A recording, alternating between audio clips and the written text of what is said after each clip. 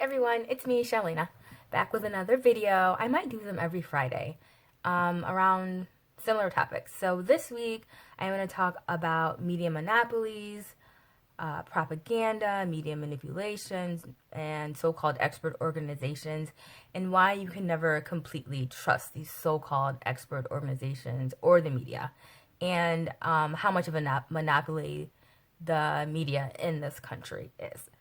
So let's start. Why, in my personal opinion, can you never completely trust the media? So I think really to get to it, you have to go way upstream to who we are as a country. And one thing that's great about Americans is that we are supposedly the freest and richest country in human history. I don't quite believe that's true, but that's another video for another day. But anyway, we've built our cultural American myth on this narrative of freedom. And because of that, we don't necessarily, as a state anyway, meaning government-funded violence, we don't use violence to control belief and opinion in this country. Or intimidation. I mean, we do, but that's like the last thing we use because we don't need to use it because we have other things that are better, which is manipulating belief systems. Yeah. Your beliefs have to be controlled in this country. We need everybody to kind of be on a similar page as far as what we believe in. And the way we do that, we have like three main tools. So the first one I would say is education, public schooling. Now, I went to all public schools. I'm a product of public schools. I don't necessarily have anything bad to say about public schools, except for the fact that it's a tool of indoctrination. I mean, that's just really what it is. And I don't even mean that in necessarily a bad way. Humans need some semblance of indoctrination, I would think. Like, we all do indoctrinating. Like, that's what you do when you tell your toddler a bajillion times, you have to say thank you, you have to say thank you, you have to say please, please and thank you, please and thank you, please and thank you. The reason why people grow up to say please and thank you is not because we are naturally grateful. I mean, maybe some humans are. I think I am. But because our parents tell us over and over again, and our teachers and our religious leaders and everyone, when we're a kid, to remember to say please and thank you. That's how we imbue our belief systems and our paradigms into the next generation. We indoctrinate them, and that's what schooling is. Public school especially is to indoctrinate children, to believe what we believe, to think what we think, to behave the way we want them to behave. That's what it's for. Now you're like, I send my kid to a private school. Great. So you've chosen the indoctrination. So let's say you send your kid to a religious school, like a Catholic school. Then they're still getting indoctrinated, but now they're getting indoctrination that you, I guess, hopefully believe in, and you want them to have that type of indoctrination. If you send them to a Montessori school or something like that, then once again, you have the resources where you can choose the type of indoctrination instead of letting the state choose it. But it's still indoctrination. Any schooling or education that is not self-directed is indoctrination. Any schooling that is not self-directed is indoctrination. Any schooling that is not self-directed is indoctrination. And that's all schooling, even if it's at like a grade school. Your education starts when you go out and seek information that you haven't been told you need to study and learn. So I'm at a school that I really love. The founder of my school, I think she's so brilliant. I'm kind of obsessed with her. But if I only read the book she told me to read, if I only believed what she believed, if I only, as I like create my own personal practice or whatever, if I only do the things that she does, then I've been indoctrinated. I don't have my own thoughts and opinions and beliefs. I've allowed someone else to curate my knowledge, and that's indoctrination. The same with, let's say, doctors. Doctors are indoctrinated. They may be brilliant and kind and all these things and really want to help humanity. However, if, let's say, there's a new pharmaceutical that comes out, and the only information they have about this new pharmaceutical comes from the pharmaceutical companies or the studies that the pharmaceutical companies have funded, then have they been educated or have they been indoctrinated? They have not been educated. They have been indoctrinated. I'm going to leave that at that. I'm not going to go into that anymore. Okay, so that's a good example of why I believe that any education that is not self-directed is indoctrination. So that's one tool that they use. The other tool they use is the mass media. That's like one of the best tools because you're only in school for so long. After you're out of school, you're onto your own devices. How can they control you? Well, they control you via the lamestream media, as Sarah Palin calls it, or fake news, as Trump says. And I have to tell you, it really, I'm just going to say it chaps my ass when I am on the same page as the likes of those two. But Sarah Palin was right. It is kind of lamestream news. And now Trump. Now this is a different subject. Oh, I could do a whole video on this. So he has been systematically undermining our news media, which is very dangerous in itself. Now, I think our media is trash. Honestly, it is. And it's completely co-opted by kleptocrats. But still, in a democracy, the media is supposed to be like the fourth pillar of the democracy. Probably the only reason why Nixon was ever impeached was because the Washington Post or whoever they were ran all those stories. And I would say, did they leak the videos? Anyway, the media was instrumental in that. If the media had sided with the president and they hadn't released all the information that they knew, then Nixon would have got away with everything. So it's really important that the media does their job and that we trust them. And so the fact that Trump is constantly undermining that and calling them fake news, even though they are very problematic news, maybe that's what we should call them. Problematic news. Problematic news. Maybe that's a new word for them. Anyway, the fact that he always undermines them is very problematic in itself. But they don't help themselves because they are constantly caught in little traps that they've made for themselves, showing that they have been spewing misinformation and very biased news. Okay, so we've got education, the first way to control the masses. We have mass media, and then lastly, we've got the old school way of doing things, intimidation and violence. The most effective really is intimidation and violence, and we do that as well, but it's usually kind of as a last resort type of thing. Okay, I'm back. I realize I have more to say about education and the mass media and indoctrination and all that. This is what it was.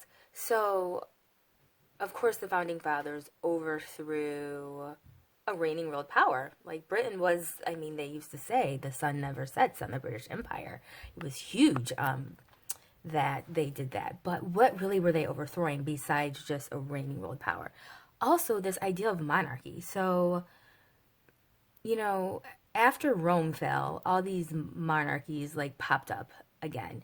And what was so insidious about monarchy was that they really believed that they had a divine right to rule. A divine right to rule. So they could control the people with just that because they were sanctioned by the Pope. Well, at least before they got rid of Catholicism.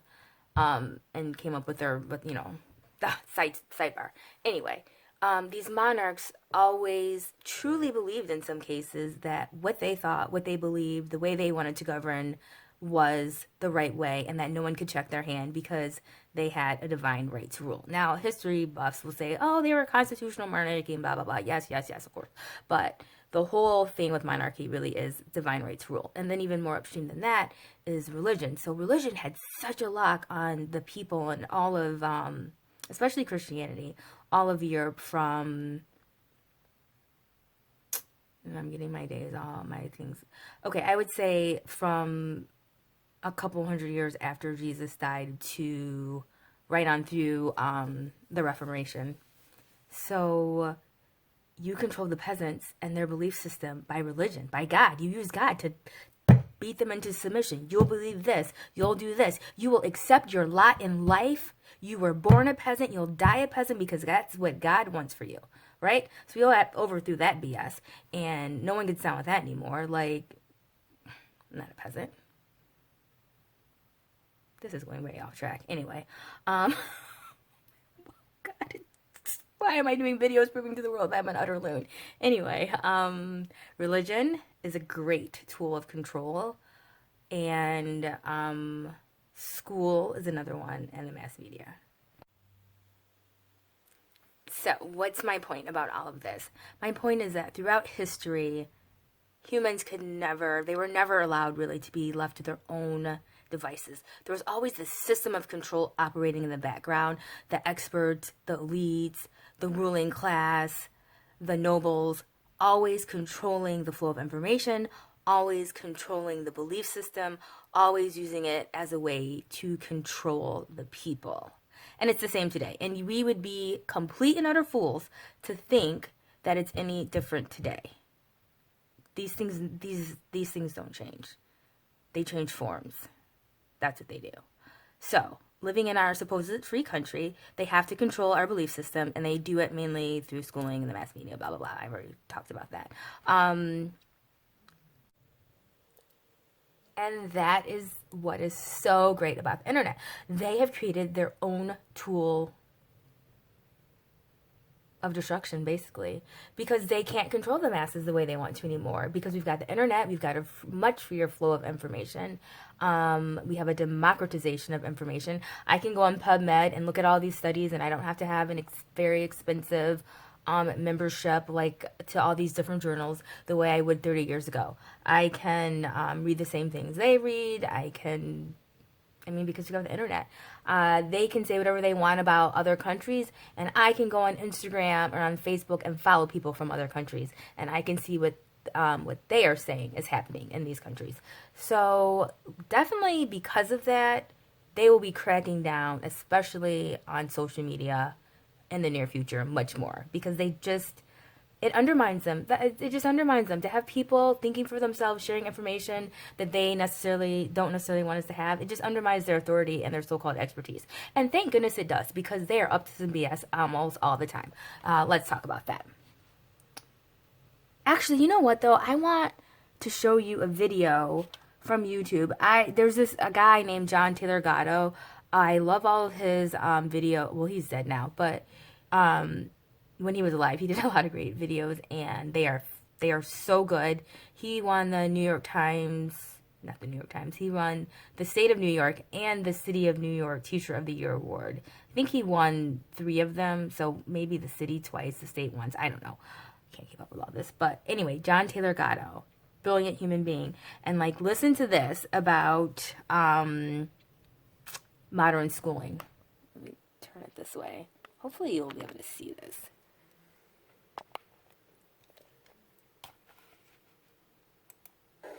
From the start, there was a purpose behind schooling, which had nothing to do with what parents, kids, or communities wanted, but concentrated on what a highly centralized economy and a strong political state was thought to need. What that was can be seen from this excerpt from a speech Woodrow Wilson made to businessmen in 1914. I'm quoting Wilson without changing a word. We want one class of persons to have a liberal education. And we want another class, a very, very much larger class of necessity, to forego the privilege of a liberal education and fit themselves to perform specific, difficult manual tasks. By 1917, the major administrative jobs across America in schooling were under the control of a group of interests referred to in the press as the Education Trust.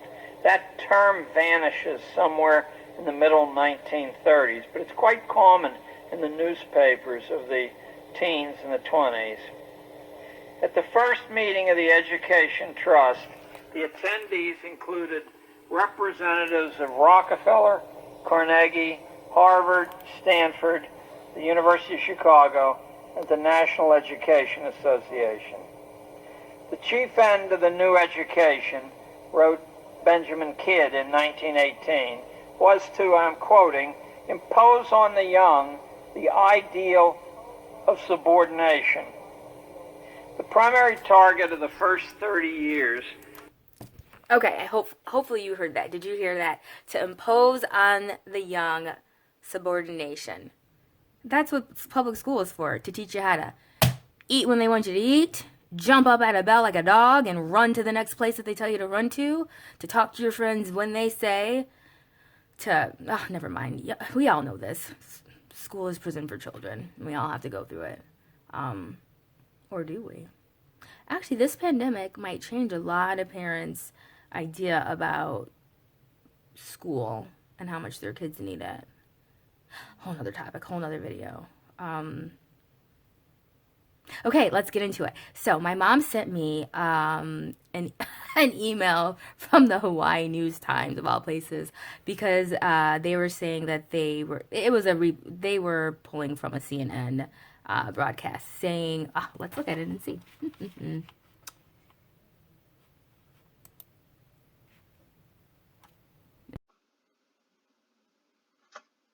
Okay, here we go from the Hawaii News Now. Sorry this is so tiny, but I can't scroll when I'm doing screen capture, so it is what it is. So this is from April 7th. Social media platforms are taking steps to limit the spread of conspiracy theories connecting 5G networks and the coronavirus pandemic. And then it goes on to say that vandals set fire to 5G towers in the United Kingdom because of conspiracy theories. I haven't looked this up, but something tells me that it was possibly in Scotland. I don't know. There's a reason why I think that, but yeah, anyway. YouTube says the content falls into a gray area and it does not directly violate the site's policies, but the company says that videos could lose advertising revenue and will be removed from search results. And then Twitter says that it's increasing its use of machine learning to help take down false posts, and Facebook says it's taking aggressive measures and is starting to remove any claim linking coronavirus to 5G networks. No surprise, Facebook, government tool, is being aggressive at stopping fake news. Yeah, right. Anyway, now do I believe there is a link to coronavirus and 5G? No, I do not believe that 5G causes coronavirus. But do I think 5G is problematic and has real health concerns and maybe exacerbating the situation? Yes, I do believe that. But do they want us to have open and free conversations about this? No, it's easier to lump it all into a conspiracy theory and remove it. That's called censorship. That's what that is. Boo. So, next screenshot. I have to pause it. Go to the next tab. So, what does the WHO say, the World Health Organization?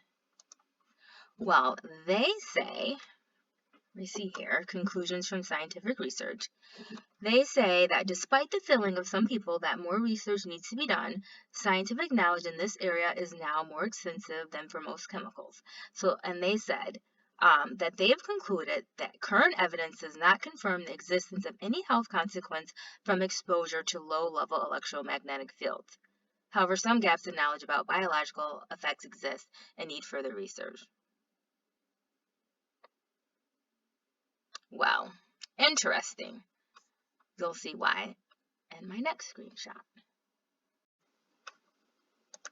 Now here we have a study published in the International Journal of Oncology, and it's entitled World Health Organization Radiofrequency, Radiation and Health, a hard nut to crack.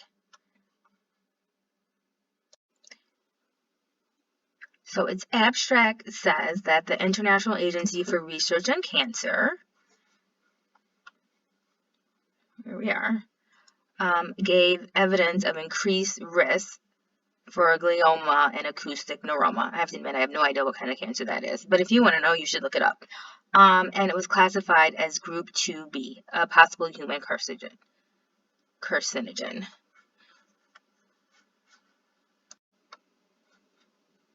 It goes on to say that 5 of the 6 members of the core group in charge of the draft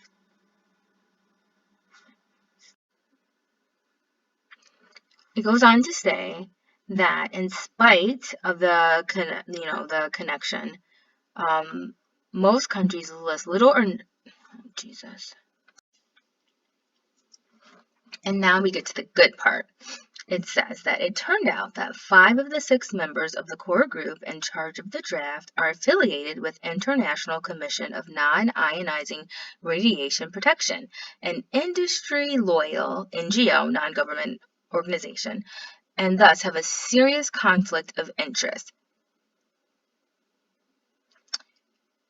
And it says, this has provoked many comments sent to the WHO. However, at a meeting on March 3rd, 2017 at the WHO Geneva office, it was stated that the WHO has no intention to change the core group. Yikes. Okay, so I've moved down further because I can't scroll and record, and it talks more about the World Health Organization's electromagnetic frequency project, and it talks about the Michael Rapaccioli, who was the first chairman of this ICNIRP, which, remember, that's the ionizing, oh, I forgot the acronym already. Anyway, and it says what this project is supposed to be about. It's providing information on the management of EMF protection programs from national and other authorities, including EMF risk perception, communications, and management. Provides advice to national authorities, other institutions, general public, and workers about any hazards resulting from EMF. Basically, it's a propaganda. It's a tool of the telecommunications industry to manage the perception of EMF safety and also advise governments and politicians on EMF safety. So this is like the fox guarding the chicken coop, which is what we do in this country all the time. Not a good idea, frankly. But anyway, next screen. So they go on to say that he, the first chairman of this project at the WHO, set up a close collaboration between the World Health Organization and this ICNIRP, and he was the head of both organizations, and he invited the electric, telecom, and military industries to the meetings. He also arranged for a large part of the WHO EMF project to be financed by the telecommunications industry lobbying organizations. He acted like a representative for the telecom industry while also being responsible for the EMF Health Effects Department. Odd, huh? Since he left the World Health Organization, he has been involved in industry propaganda video interviews, where he clearly speaks in favor of the telecommunication and the power industries. And then nope, I'm not going to get into that part because, nope, forget it. You read the article yourself. If you DM me, I will send you a link to it. And then they go on to talk about Emile van Deventer, who took over in 2000. I don't know if this is Emily. Honestly, I think I saw her name when I was looking at something else. I think she's the vice chair now. I don't know if she's still the chair. Maybe she is. Anyway, but it says that she has been a longtime member of the industry-dominated organization Institute of Electrical and Electronic Engineers.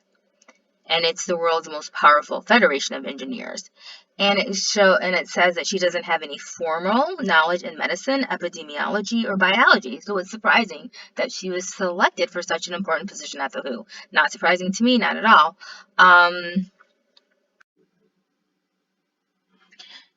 If you continue to scroll down, the scientists go on to say, being a member of ICNIRP is a conflict of interest in the scientific evaluation of health hazards from RF radiation.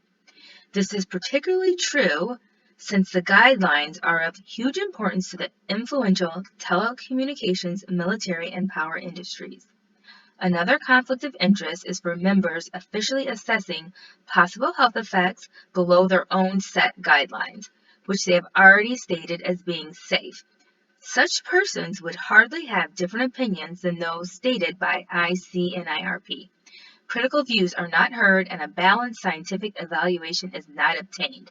They go on to say that the ethical board at the Karolinska Institute in Stockholm, Sweden, concluded that being a member of IC and IRP may be a conflict of interest that should be stated officially whenever a member makes opinions on health risk from EMF. No statement of such conflict of interest can be found in the WHO draft of the monograph on RF radiation. So this, of course, is science speak. This is published in a scholarly journal. So this is basically damnation in science terms, because I can use all sorts of loaded language, and I do all the time. But if I was publishing something in a scientific journal, I would have to present things very in a professional manner. And they have professionally basically said there's no way you can trust these people recommendations. They are completely in the pocket of the telecommunications industry. So there we have it. Okay, now let's look at how this translates into the media. So this is from July 2019. It's a BBC article, and it says, does 5G pose health risks? Okay, so when you scroll to the middle of the article, it says, what are the concerns? And it's so interesting. Who do they reference? Of course, the World Health Organization. And they say, in 2014, the World Health Organization said that no adverse health effects have been established as being caused by mobile phone use. However, the WHO, together with the International Agency for Research on Cancer, has classified all radiofrequency radiation as possibly carcinogenic. It has been put in this category because there is evidence that falls short of being conclusive that exposure may cause cancer in humans. And then they go on to say, and I found this example so interesting because they're true. It's true, right? So one arm of the World Health Organization says, hey, there's a link to cancer. And then the people who were actually responsible for the EMF project at the WHO said there's not a link. And so then they kind of split the difference with some report they put out, which I didn't link to or show, but like I said, another story. But this is so great. It says, eating pickled vegetables and using talcum powder are classed in the same category, this 2B category. And I just found that so interesting because guess what? Talcum powder it definitely causes cancer, and that's why Johnson & Johnson is out hemorrhaging millions and millions of dollars paying people, especially women who have gotten cervical cancer from using talcum powder in their underwear. And in fact, they knew it and knew for years, and that's why they're getting hammered so hard. But what did their studies conclude? That it was mostly African American women who used talcum powder and were affected by it. So who cares? Well, now they're paying the price, but a lot of women died because of it. So it's funny that they're like, yeah, it's just as bad as talcum powder, and that was fine. No, it wasn't fine. And now Johnson & Johnson owns millions, possibly billions. Yikes with these people, yikes. Okay, on to Scientific American. And what did Scientific American say? They said, we have no reason to believe 5G is safe. Okay, so it goes on to say, numerous recent scientific publications have shown that EMF affects living organisms at levels well below most international and national guidelines. Effects include increased cancer risk, cellular stress, harmful free radicals, genetic damages, structural and functional changes of the reproductive system, learning and memory deficits, neurological disorders, negative impacts on general well-being. Damage goes well beyond the human race, as there is growing evidence of harmful effects to both plant and animal life. Yeah, probably why all our bees are dying. Actually, I just made that up. But you know what, though? No, really, I think it's the Monsanto, that evil company, and all the glyphosate that's killing the bees. But who knows? 5G might be in on the game, too. Yikes.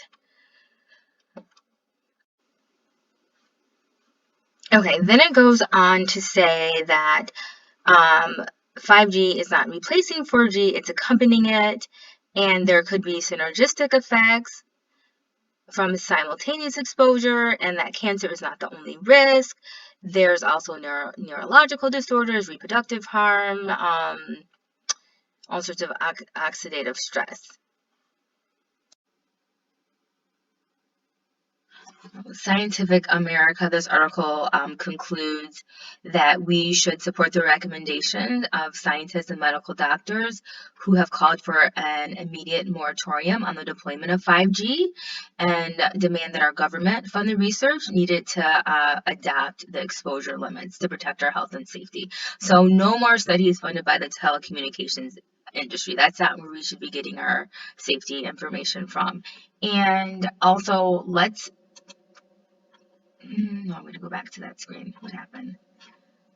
I think it's interesting to see who wrote this. So is it some random loon conspiracist? No, this guy has a PhD, and he's the director of the Center for Family and Community Health at University of California, Berkeley. So he seems like he might know what he's talking about. And I think it's also important to know about the magazine that published this. So they have been around for 175 years.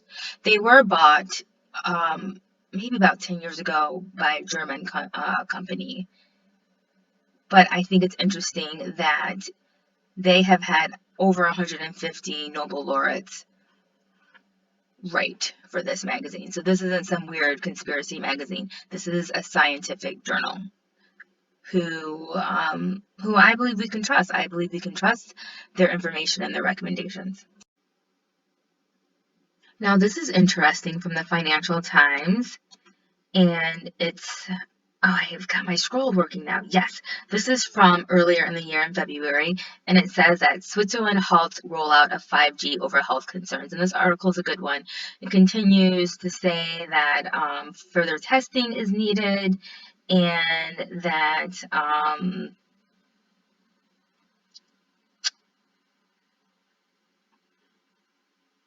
already, Switzerland's regulatory limits were 10 times stricter than those recommended by the World Health Organization. And it's funny, you might wonder, now why would Switzerland halt this? Why? Because Switzerland is full of rich people. And rich people don't really like to have, their health affected by things. They are considered the wealthiest country in the world. They are. And so, money talks. So if the rich people who have access to the best scientific information have decided that 5G needs to be halted until they can make sure that it's safe, then I would posit that we need to follow suit. And that, folks, is all I've got. Although I did promise a video about the media monopoly and something else, and I didn't get to that. So now what have we learned? We learned about false advertising. I said I was going to do one thing in the beginning in the intro and didn't get to it. Sorry. Next week. I mean, the lighting's terrible now. When I started working on this, the sun was still up. It's now twilight. Bad lighting, lipstick on. We'll talk about propaganda and media monopoly next week.